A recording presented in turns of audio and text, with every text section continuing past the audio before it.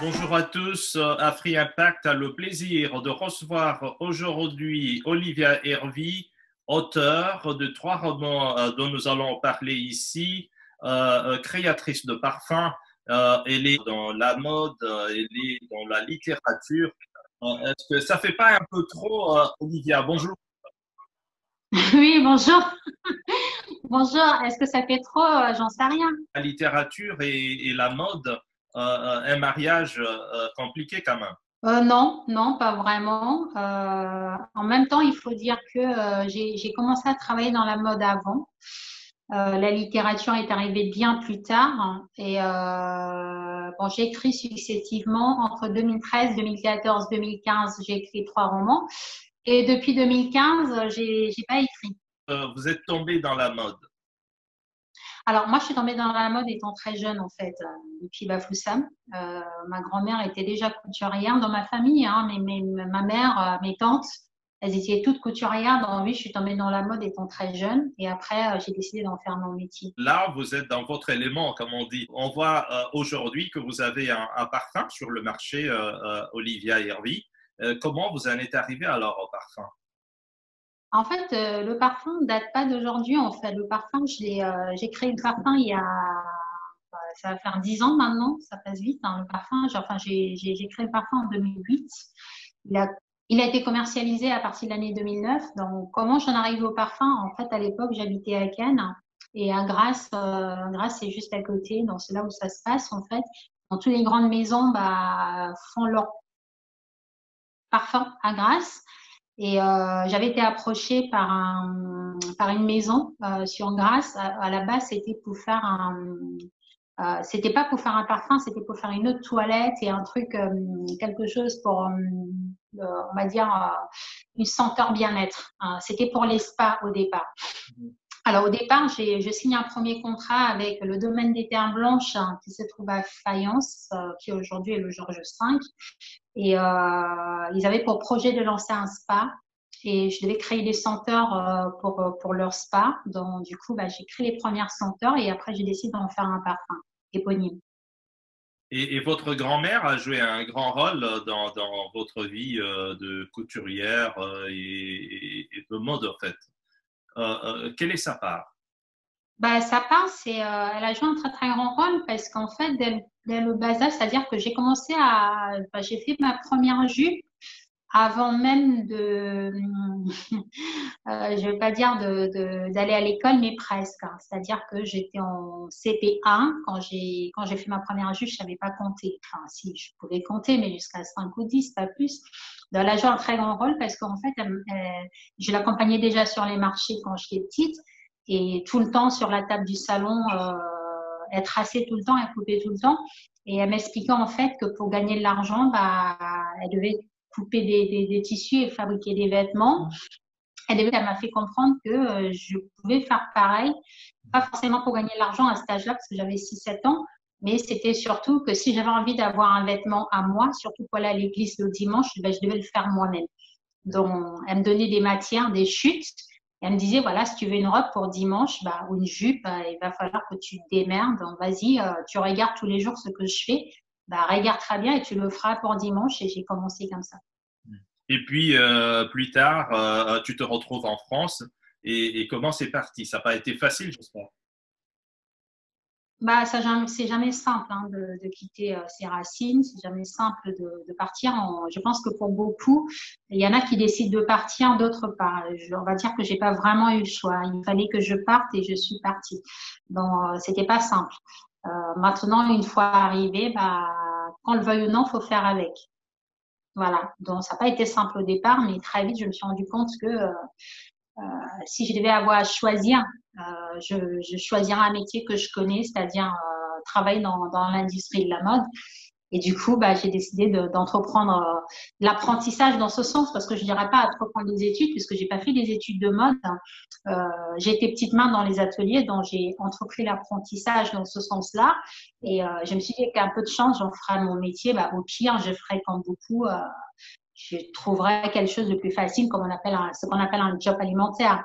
Mais j'ai eu de la chance et que finalement, bah, j'ai pu en faire mon métier et je ne regrette pas.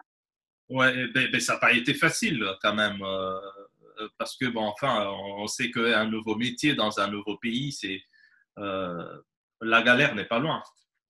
Bah non, c'est pas facile, mais je pense que comme beaucoup de personnes, quand on arrive dans un métier, tout début, on commence en bas de l'échelle. Moi, d'ailleurs, je connaissais pas grand-chose. Hein. Je peux pas dire que j'ai commencé en bas de l'échelle parce que je savais pas. Non, je connaissais pas grand-chose. Mais en fait, il faut se taire et apprendre. Faut ravaler sa fierté, faut accepter d'être dirigé, d'être commandé, d'être méprisé même des fois, d'être discriminé. En tant que noir, faut faire 2 fois plus pour montrer qu'on en veut. On a la niaque. On peut très bien faire, ce sera jamais assez. Parce que c'est comme ça. Donc, faut accepter de prendre sur soi et de se dire que quand on travaille 2 fois plus, c'est pas évident au début, mais ça finit par payer. Alors après, on ne deviendra jamais millionnaire ou milliardaire, mais on a moins la satisfaction de connaître un métier et de pouvoir en profiter, en vivre et même enseigner pour ceux qui y arrivent hein, et même donner des conseils pour des personnes qui démarrent et qui viennent vers vous et qui vous disent voilà j'ai envie de démarrer dans tel métier, comment ça se passe. On a la satisfaction de se dire qu'on a appris quelque chose qu'on peut transmettre. Mhm. Il faut travailler 2 fois plus pour l'africaine ou la noire que tu es. Et comment ton parfum a été accueilli alors quand il se retrouvait? Parce que le marché, je crois, il est à 80 ou 90% blanc. Il est même à 99% blanc, ne nous mentons pas. C'est pas évident parce que dans les ateliers en France en général, la plupart des vêtements sont pas fabriqués en France, mais les prototypes sont faits en France, surtout pour les grandes maisons. Et même les petites maisons, quand je parle de petites maisons, je ne parle pas des marques de grands distributeurs. Je parle des marques haut de gamme, luxe, donc qui ne sont pas des très grandes marques. Je pourrais en citer quelques-uns comme The Couples, Cantois des Cotonniers, Mage, Sandro, entre autres. Les prototypes sont fabriqués en France, même si après les pièces sont fabriquées à l'étranger. Dans les ateliers, c'est pratiquement 50-50. On a beaucoup de personnes qui viennent de l'étranger. On a des personnes qui viennent du Venezuela, on a des Asiatiques, on a des Africaines, on a beaucoup du Maghreb, du Liban. On a vraiment beaucoup qui viennent de l'étranger. Dans les ateliers, la plupart des chefs d'atelier sont françaises de titre de souche. Sont françaises disent de souche. Après, toutes les petites mains, les mécaniciens monteuses, les modélistes, voilà, toutes ces personnes, la plupart, franchement, viennent de l'étranger parce que une personne qualifiée en France d'origine française dite de souche, parce que j'aime pas le terme d'origine, français, pas français, tout ça, c'est des personnes qui ont des postes dans les ateliers comme chef d'atelier ou même plus. Elles sont largement beaucoup mieux payées. Après, toutes les personnes qui ont les mêmes qualifications, mais qui viennent du Venezuela, qui viennent du Liban, qui viennent du Maghreb, sont payées moitié moins. Mais ces personnes-là, en fait, ont un savoir-faire qu'elles avaient dans leur pays avant d'arriver en France, mais acceptent de gagner moins parce qu'elles ont besoin de faire ce métier. Après, il y a des personnes qui ont appris, qui sont passées par des écoles comme S-Mode, comme toutes ces écoles qui sont liées à l'Institut français de la mode. Ces personnes ayant fait un cursus en France, forcément, ont des diplômes qui vont avec, hein, évidemment, sont payés comme tout le monde. C'est pas lié à la couleur de peau. Malheureusement, dans les ateliers, il y a des personnes qui sont surqualifiées, mais qui n'ont pas de diplôme français, qui sont pas très bien payées par rapport aux personnes qui ont fait des études en France, qui ont fait des écoles de mode en France, qui ont des références en France dans des grandes écoles qui sont affiliées à l'Institut français de la mode. Ces personnes-là sont bien sûr très bien payées, comme des costumières, par exemple. Des costumières, qu'elles soient pour le théâtre ou pour la haute couture, sont très, très, très bien payées. Quand je parle de très bien payées, je parle des salaires de 3 000, 3 500 net. Alors qu'on a des costumières qui viennent du Liban qui vont être payées 1 500 €. Quoi. Le parfum ne pouvait pas aller sans le prêt-à-porter. Tu as lancé aussi une ligne de prêt-à-porter. Est-ce qu'on peut en savoir plus? La ligne de prêt-à-porter, en fait, c'est ce que j'ai toujours fait, en fait. J'ai jamais réellement fait de la haute couture parce que la haute couture, il faut savoir que le terme haute couture dans le monde, ça représente très, très peu de pièces. C'est-à-dire qu'une pièce haute couture, on va dire qu'il y a une centaine de femmes dans le monde qui peuvent l'avoir. C'est des pièces quasi uniques. Hein. Là, on parle de haute couture. Après, quand on parle de luxe, de couture simple, c'est des pièces à partir du moment où on lance des séries, où on fait du 36, 38, 40, 42, c'est des plus de la haute couture, c'est du prêt-à-porter de luxe, entre guillemets, dite couture. Ça, je l'ai toujours fait dès le départ. Mais ces dernières années, j'ai complètement changé. C'est-à-dire que je ne lance plus des séries à mon nom, comme je l'ai fait par le passé, où il fallait lancer une série d'une centaine, voire 200 pièces, une fois graduée, bien sûr, à mon nom. Ça, je ne le fais plus. Aujourd'hui, je travaille différemment. Je travaille différemment parce que la conjoncture a changé, parce que ces dernières années, j'ai perdu énormément d'argent et j'ai revu ma façon de travailler et je travaille moins qu'avant sur des grosses séries. Voilà, je suis plus dans la distribution de masse, je suis plus dans du sur-mesure et des toutes petites séries destinées à des personnes bien précises. Donc, c'est toujours du prêt-à-porter, mais je fais plus les quantités que je faisais avant. Et cette nouvelle façon de travailler rapporte? Bah, disons que je ne crève pas de faim, mais j'ai moins de soucis par rapport à l'époque où j'avais où j'avais des employés, parce que qui dit employé dit charge patronale. Ouais. On rentre de l'argent, mais on a énormément à payer derrière. Et effectivement, ça, voilà, on est obligé de réduire. Donc aujourd'hui, oui, je gagne de l'argent. Je gagne beaucoup moins qu'il y a 10 ans, c'est sûr, mais j'ai pas à me plaindre. C'est un coup dur pour ce que tu as choisi de faire dans la vie, le contexte actuel. Bah, le contexte actuel est dur pour tout le monde, hein. Je pense que, à part des personnes cadres dans des sociétés informatiques ou tous des métiers dont on peut faire, on peut faire du télétravail, dont on travaille de chez soi, donc du coup on n'est pas impacté sur son salaire. Je pense que toutes les personnes qui travaillent dans le domaine du commerce, dans le domaine en dehors du marché alimentaire, sont impactés. Les entrepreneurs, n'en parlons même pas. Les commerçants, c'est clair que voilà, on est très très embêtés. C'est difficile pour tout le monde. Pour moi, ça l'est parce que évidemment, comme tout le monde, je suis confinée, comme tout le monde, on a une trésorerie, on tape dedans, malheureusement, en attendant que ça se passe. Sauf qu'on dépense, mais on n'a pas de rentrée derrière. Donc, on espère que ça ne va pas durer longtemps parce que si ça dure très longtemps, après, on va se retrouver dans une situation qui est difficile puisqu'on n'a pas forcément de rentrée. Donc, il vaut mieux qu'on reprenne les activités assez rapidement pour ne pas se retrouver sans trésorerie, sans salaire. Et qu'est-ce qui est difficile? Quels sont les obstacles rencontrés dans ton métier?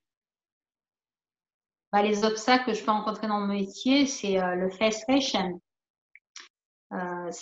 Aujourd'hui, et je peux comprendre parce que la conjoncture veut on rogne hein, sur les priorités.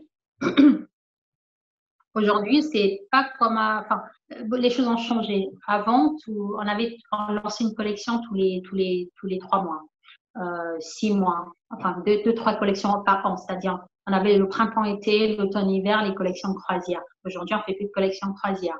On fait même plus, enfin, il n'y a pas certaines grandes maisons qui restent encore sur des collections printemps-été, automne-hiver.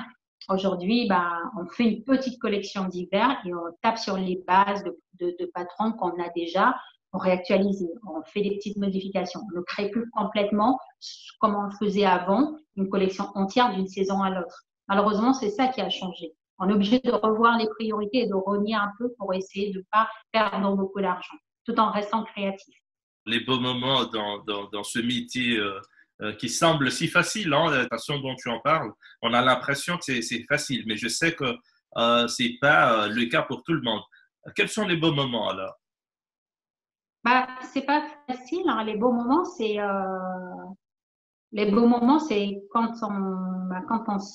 quand on crée une pièce, qu'on la finalise hein, et qu'on l'essaie et quand la cliente, bah, à l'essayage final, bah, je pense que le super moment, c'est de voir dans ses yeux la satisfaction qu'elle peut avoir d'avoir eu ce qu'elle voulait.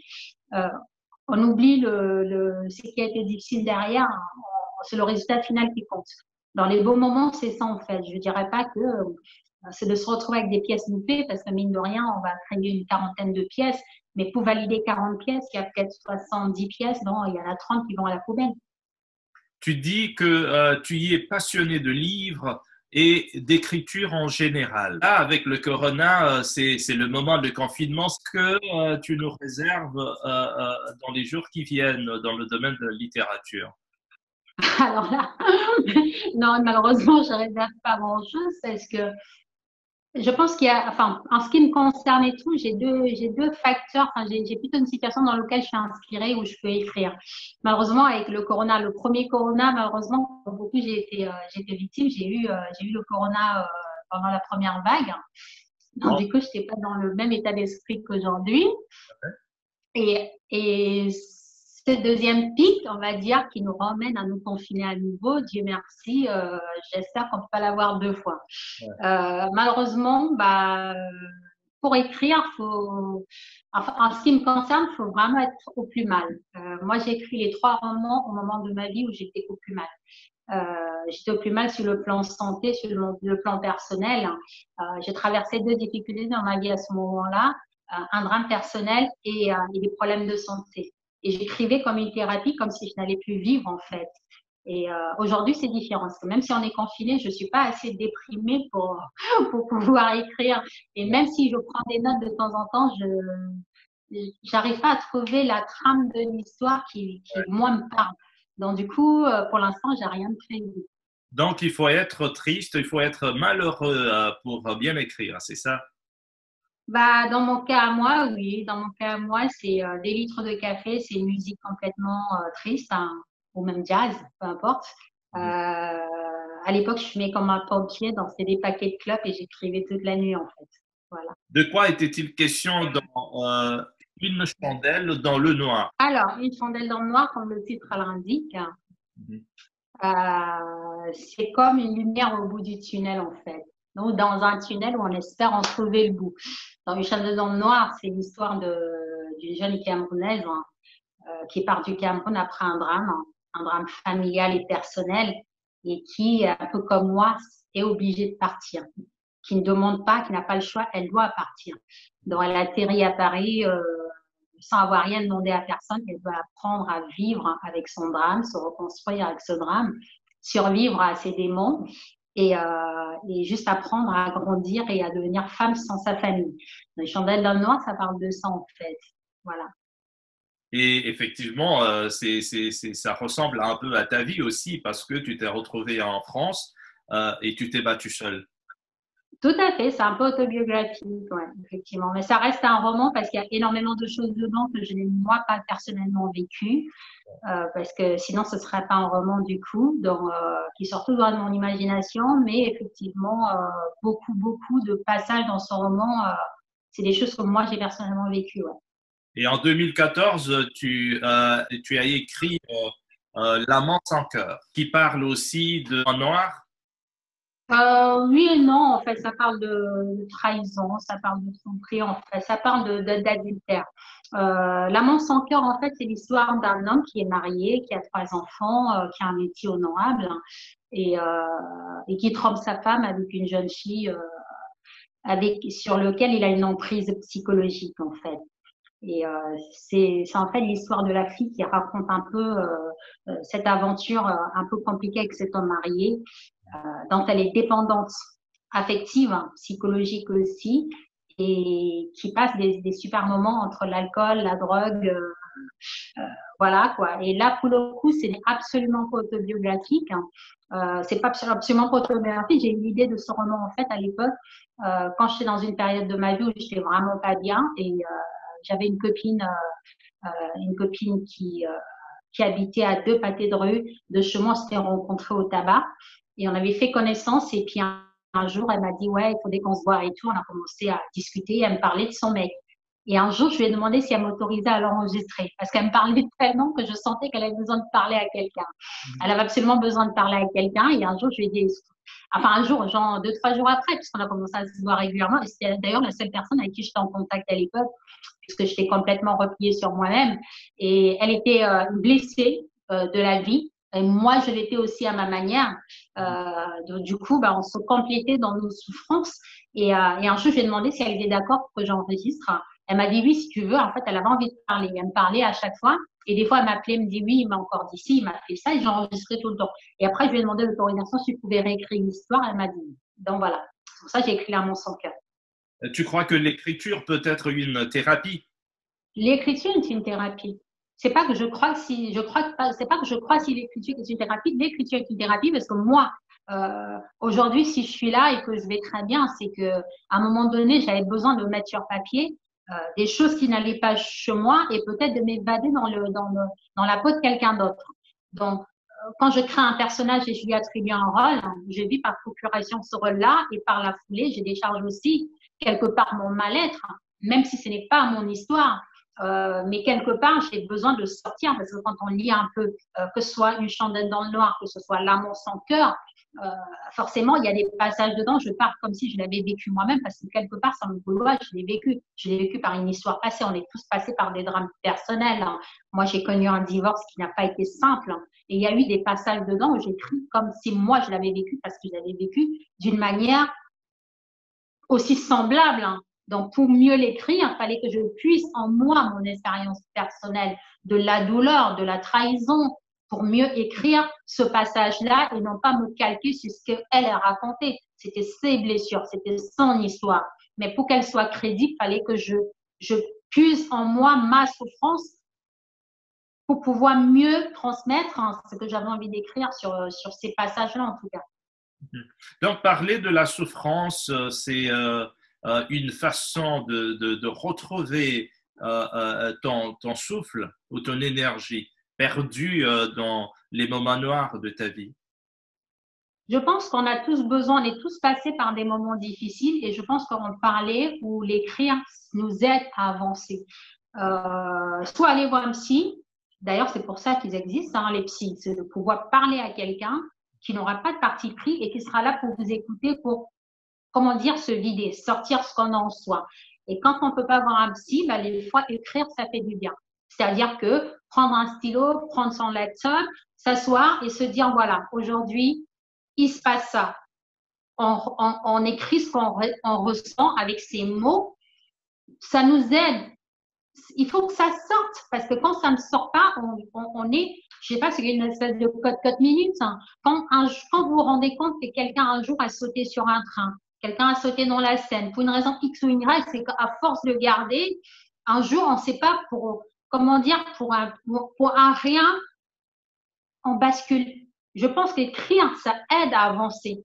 Même si on n'en fait pas lire, même si on le garde pour soi, il faut le sortir. Peu importe comment, il faut le sortir. Les deux premiers livres t'ont conduit à un troisième, Ma vie sans elle, chronique d'une mort annoncée. Ouais. Et là c'est la mort dont on va parler. Oui, effectivement, là, c'est la mort dont on va parler. Alors, ce dernier roman, quand je l'ai écrit, je savais que ce sera pas comme les deux premiers. Parce que Une chandelle dans le noir s'est vendu à, je pense, plus de 20 000 exemplaires. Plus de 20 000 exemplaires. L'amour sans cœur, c'est plutôt bien vendu. Je ne sais pas exactement combien d'exemplaires parce qu'entre les petits librairies de province, les petits salons que j'ai pu faire, les dédicaces, franchement, j'ai pas les comptes. J'ai pas les comptes. Par contre, le dernier, c'est moins bien vendu et ça, je m'y attendais. Je me doutais bien que j'allais pas en faire un succès parce que c'est un sujet assez compliqué, la mort. Je me suis inspirée du dernier un soir. J'étais devant le JT et on repassait encore une fois de plus au tribunal pour l'affaire Vincent Lambert. Alors, Vincent Lambert, c'est un jeune médecin qui, après un accident de voiture, devient paraplégique et, enfin, voilà, même inconscient. C'est-à-dire qu'il est mort, mais pas tout à fait. C'est-à-dire que son cœur bat, mais physiquement, il est mort. Les parents sont catholiques pratiquants. La femme de Vincent Lambert, en tant qu'épouse, ne veut pas qu'on maintienne son mari dans un état végétatif. Donc, demande au médecin de débrancher son mari. Mais les parents s'y opposent et saisissent la justice. Et là, à ce moment-là, devant la télévision, je me suis posé la question, et si c'était moi? Et si c'était moi, j'avais un mari après un accident qui était en état de mort cérébrale, mais avec un cœur qui fonctionne encore. Quelle décision je prendrais-je? Est-ce que j'accepterais de le laisser partir ou est-ce que je le laisserai dans cet état en sachant qu'il ne reviendra jamais à la normale, c'est-à-dire il pourra même pas respirer tout seul. Et je me suis posé cette question et après j'ai commencé à prendre des notes. Et effectivement, je n'ai pas réécrit l'affaire Vincent Lambert parce que c'est complexe. Hein. Donc du coup, j'ai décidé d'attribuer le personnage de Nathalie à celui de Vincent, la rencontre à la fac, l'histoire. Et du coup, la personne dans cet état-là était plutôt la femme et pas l'homme. Et la décision à prendre, c'était l'homme. Et puis, il devait apprendre à s'occuper de ses enfants, à vivre sans elle, parce qu'effectivement, elle a fait le choix. Donc, moi, en fait, si tu veux, ce roman, en fait, c'est le choix. Le choix, quand on est vivant, est bien important. Le choix qu'on peut faire pendant qu'on est sain de corps et d'esprit, de la décision qui pourrait être prise si jamais on se retrouvait dans cet état-là. L'acharnement thérapeutique, oui ou non? Parce que si Vincent Lambert avait décidé de, quand il était en bonne santé, parce qu'il avait 35 ans, c'était un jeune homme, il ne pensait pas se retrouver dans cette situation-là, de se dire, si un jour je me retrouvais dans un état végétatif, je m'arrête, on me laisse partir. Donc, la question pour moi dans ce roman, Chronique d'une mort annoncée, c'est quelle décision prend-on quand on a un être cher? Et en tant qu'être cher, j'ai envie de dire de son vivant, parce qu'on est dans un état végétatif, on n'est pas mort, mais tant qu'on est sain de corps et d'esprit, est-ce qu'on peut décider par écrit de se dire si un jour je devais me retrouver dans cette situation, laissez-moi partir, pas d'acharnement thérapeutique. Et aujourd'hui en France, et je pense plus en France qu'au Cameroun, puisque cette histoire concerne plus les Occidentaux, c'est dans certains pays comme la Suisse, la Hollande, on a l'accompagnement jusqu'à la fin pour des personnes qui souhaitent, qui le décident. En France, on en est encore là à devoir maintenir quelqu'un, entre guillemets, vivant à l'instant, sans qu'il ait donné son accord, et la famille qui se bat entre la femme, les parents, qui va débrancher, on ne débranche pas. En fait, c'est un roman qui est difficile à lire, c'est vrai, mais c'était pour soulever la question de l'acharnement thérapeutique, une prise de conscience. Une prise de conscience qui serait peut-être pas très bienvenue en Afrique, où on aimerait voir la personne mourir d'elle-même que d'être débranchée. Malheureusement, ce que je veux dire va être terrible, mais en Afrique, la plupart du temps, on n'essaie même pas l'acharnement thérapeutique, ça coûte trop cher. Enfin, l'Africaine de souche que tu es, et qui vit en Occident, et qui écrit des livres, qui se débrouille très bien dans la mode et tout ça. Donc, il y a ces deux cultures que tu as embrassées et qui sont les bienvenues dans ta vie.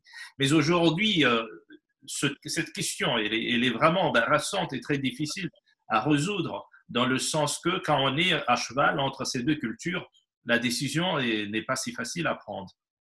Effectivement, la décision n'étant pas facile à prendre, parce que moi, je prends l'exemple d'un couple d'Africains dont les parents, les parents ne sont pas trop dans la culture occidentale. C'est difficile de prendre ces décisions parce qu'il faut se concerter en famille. Mais il faut que quelqu'un prenne la décision à un moment donné. Moi, je ne veux pas savoir qui a raison ou pas. L'intéressé, si de son vivant a émis un souhait, est-ce qu'on le respecte ou pas? C'est ça la vraie question.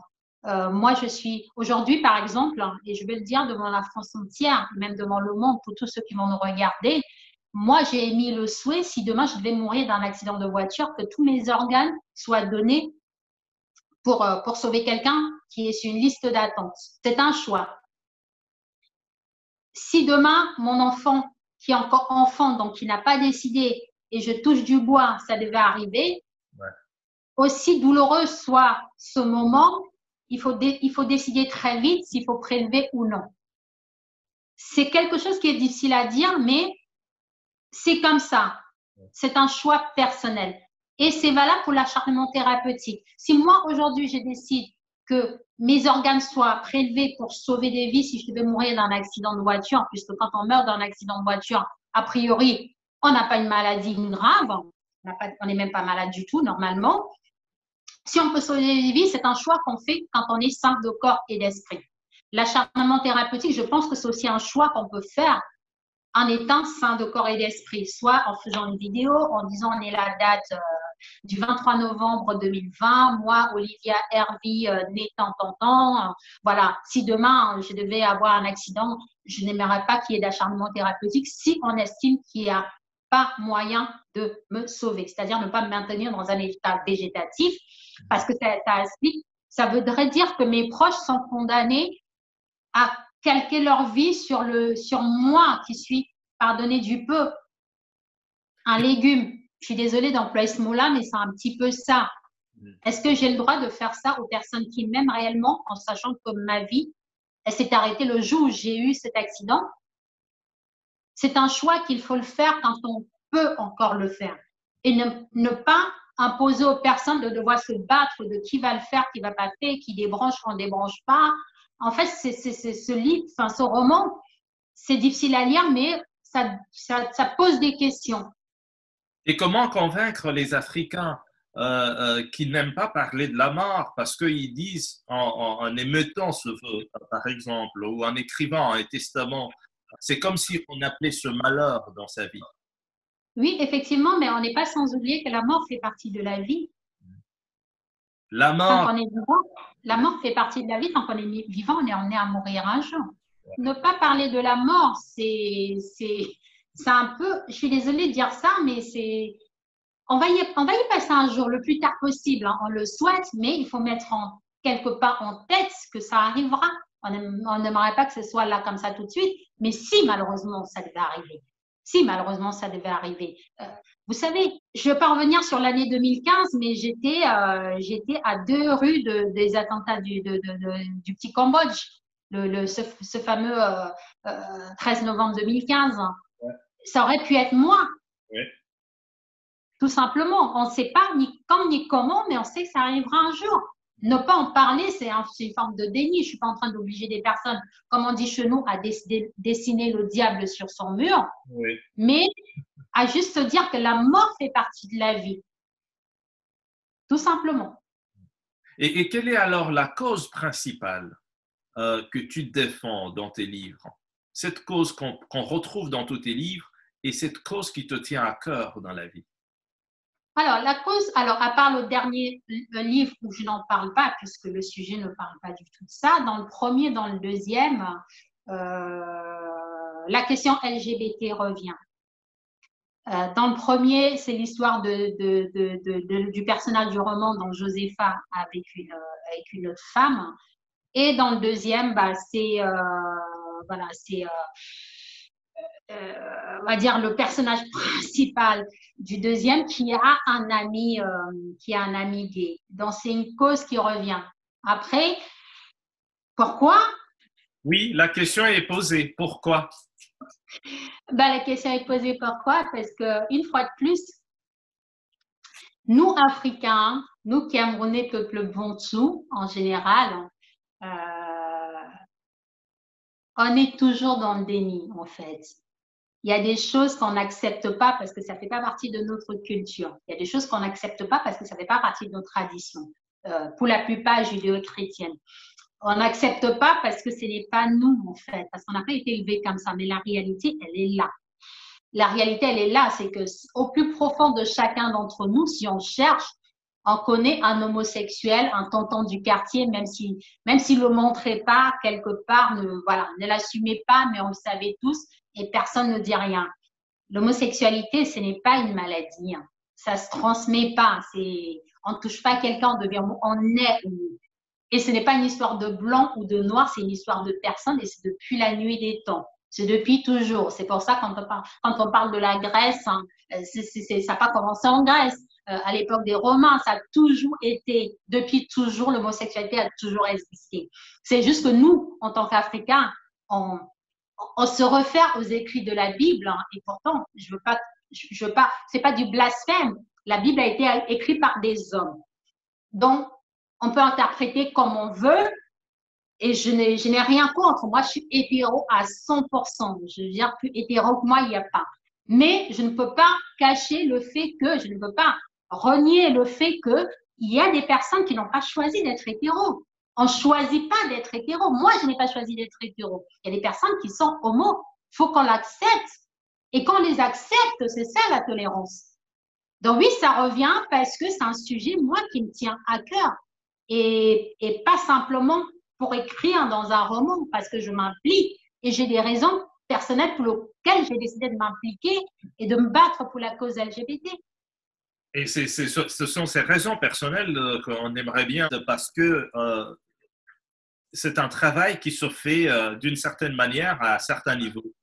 Et quand tu fais de ce combat tien, c'est-à-dire que tu y as remarqué certaines discriminations ou certaines choses qui t'ont pas plu. Bah, en fait, quand j'en fais mon combat, on va dire jusqu'à l'année 2010-2011, j'étais pas du tout une militante LGBT, absolument pas. J'avais des amis LGBT que j'ai toujours pour certains. Et puis il y en a un en particulier qui est mort. Il n'est pas mort de maladie, il a été tué, assassiné au Cameroun, simplement parce qu'il était gay. Et les circonstances de sa mort, pour moi, c'est ça qui a été le plus difficile. Parce que j'en connais d'autres qui sont morts au Cameroun, mais qui ont été empoisonnés par la famille, simplement parce que c'était un déshonneur. C'est-à-dire, j'en connais un, Bamileke, qui avait été invité avec son père, son papa avec qui il n'était plus en contact depuis des années, qui débarque à Douala, qui lui dit, oui, mon fils, c'est vrai que ça fait longtemps, on ne s'est pas vu, il y a une réunion familiale, on t'invite, il faudrait que tu viennes. Et lui, il s'est dit, tiens, c'est l'occasion de me renouer avec mon père, avec qui je suis fâchée depuis longtemps. En fait, son papa l'a empoisonné. Son papa l'a empoisonné, il est mort au village, ils l'ont enterré, basta, quoi, ils sont passés à autre chose. En fait, ça a été difficile pour moi. Mais le plus difficile, c'est quand Eric est mort. Eric est mort, il n'a pas été tué par sa famille, il a été tué par des personnes à Yaoundé qui estimaient qu'il n'avait pas le droit de vivre parce qu'il était gay.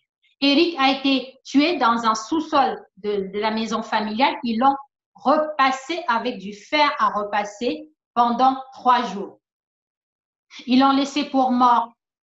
Ce 13 juillet 2013, ils l'ont tué parce qu'il était gay.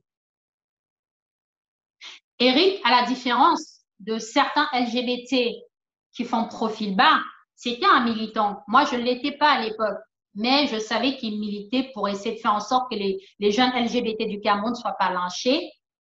Lui, c'était un militant, c'était un journaliste. Enfin, c'était quelqu'un qui se battait pour les droits de l'homme. Il savait que sa vie était en danger. Ils l'ont tué une semaine avant qu'il s'envole pour la France. Sur un dossier sur lequel on avait travaillé, enfin, quand je parle de on, je ne parle pas de moi, je parle de Maître Alice, je parle de Alexandre Marcel, qui est le président d'IDAO France. Moi, j'ai rejoint l'association bien après. Je parlais avec lui, il me disait oui, je vais venir. Et moi, j'avais hâte qu'il vienne.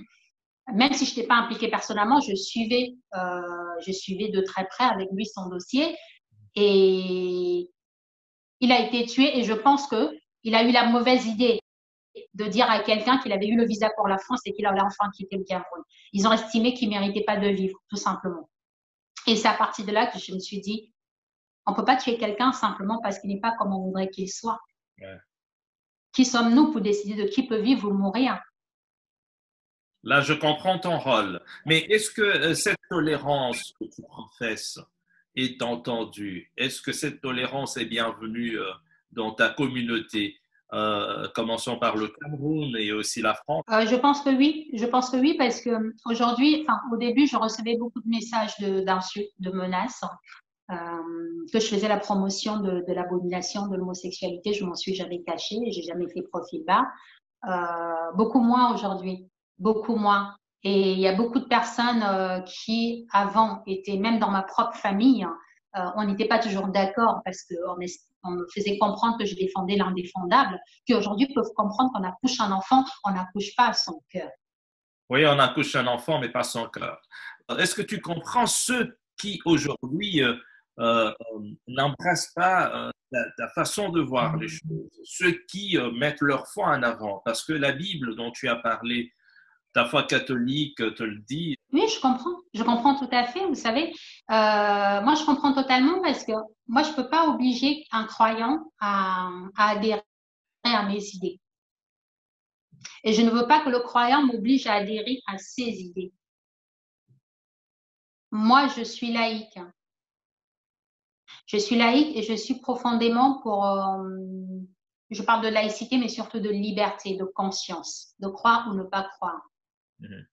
un chrétien convaincu, et moi je fais partie des familles de chrétiens convaincus, de protestants.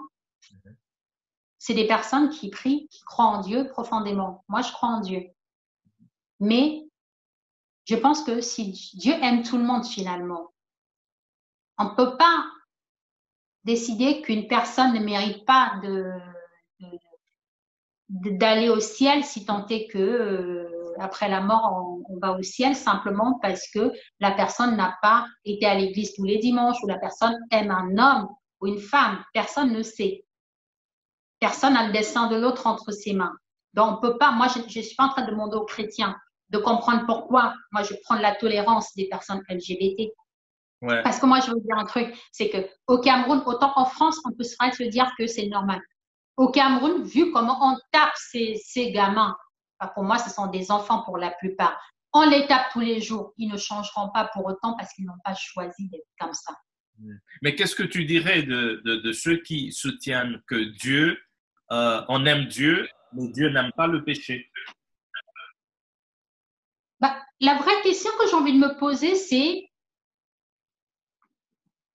ça va être difficile hein, ce que je vais dire. Ouais. Dieu n'aime pas, c'est vrai. La vraie question, c'est, il nous l'a dit quand? Ou ce sont les hommes qui ont écrit la Bible qui ont décidé que Dieu n'aimait pas? Eh bien, Dieu a parlé aux hommes. Bah, à mon avis, il ne m'a pas encore parlé du coup, tu vois. Parce que j'attends toujours. Le jour, Dieu me dira, laisse tomber la communauté LGBT parce que ce n'est pas ce que moi j'ai décidé pour vous. Peut-être que genre, voilà. Mais je pars du principe que les hommes décident Non, pour les autres.